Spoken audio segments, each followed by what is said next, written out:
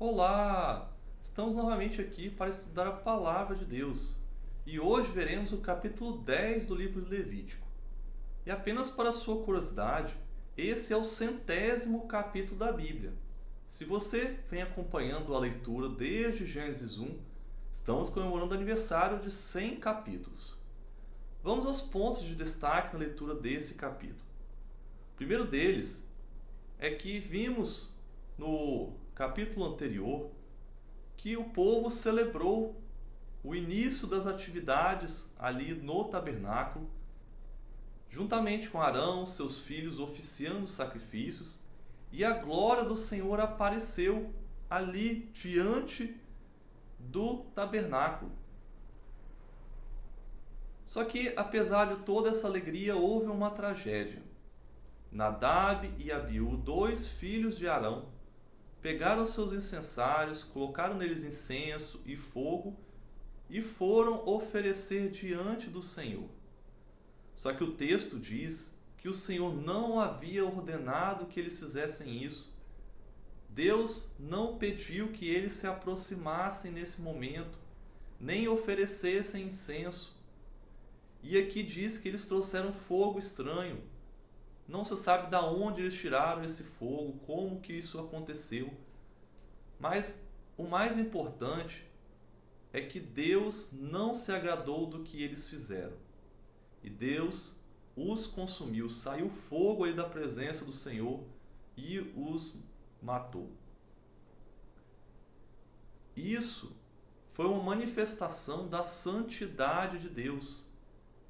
Nós, seres humanos, somos pecadores e só temos acesso a Deus através da sua graça. E ali eles utilizaram-se de uma situação em que Deus não se agradou. Pelo que Deus diz logo após uma ordem aos sacerdotes, no versículo 9, para eles se absterem de vinho e bebida forte, podemos supor que pode ter alguma coisa a ver com isso. Eles podem ter feito uso dessas substâncias e, com a mente entorpecida, não perceberam a gravidade da situação do ato que eles fizeram, um ato inconsequente. Porque Deus diz no versículo 9 que eles não poderiam beber quando fossem oficiar no tabernáculo para que não morressem. A verdade é que Deus é um Deus santo, com Ele não se brinca.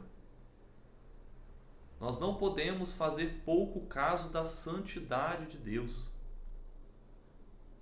E o segundo ponto, que é importante a gente destacar, que parte das ofertas pacíficas eram do sacerdote, a saber, o peito e a coxa da oferta oferecida.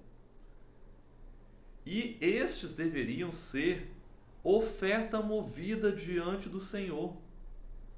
Mas o que significa essa frase, oferta movida? Literalmente, o sacerdote movia a oferta de um lado para o outro diante do Senhor, como uma forma de oferecimento desse animal, dessa parte para o Senhor. E essa parte o sacerdote comeria, para que ele também participasse da oferta. Então, era uma espécie de uma dedicação ao Senhor. Então, as ofertas ao Senhor não eram somente queimadas, mas também podiam ser movidas, como era o caso dessas partes. E o terceiro ponto, destaque nesse capítulo, é que aconteceu uma situação inusitada. Lembra que eles haviam oferecido um bode como oferta pelo pecado do povo? Então, Moisés procurou esse bode porque os filhos de Arão e Arão deveriam comer essa oferta. E esse bode havia sido queimado. Então Moisés se indignou e o importante desse fato é que é explicado o motivo por que os sacerdotes comiam, como que funcionava um pouco a dinâmica do santuário em relação à expiação das ofertas. Os sacerdotes deveriam comer das ofertas pelo pecado, pela culpa, porque assim este levaria à iniquidade da congregação, de forma que esta era tirada do ofertante e colocada sobre o sacerdote.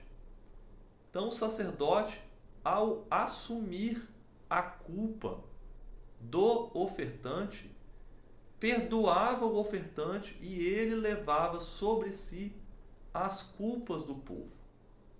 E aí a gente consegue ter um vislumbre do que Jesus fez por nós como nosso sumo sacerdote. Tomou sobre si os nossos pecados. E essa explicação faz todo o sentido para a gente ver que o sistema do santuário era para isso, para tirar a culpa do ofertante, colocar ali sobre o sacerdote ou sobre o próprio santuário.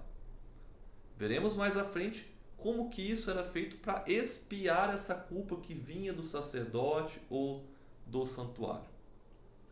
Gostou? Compartilhe e continue estudando a palavra de Deus conosco.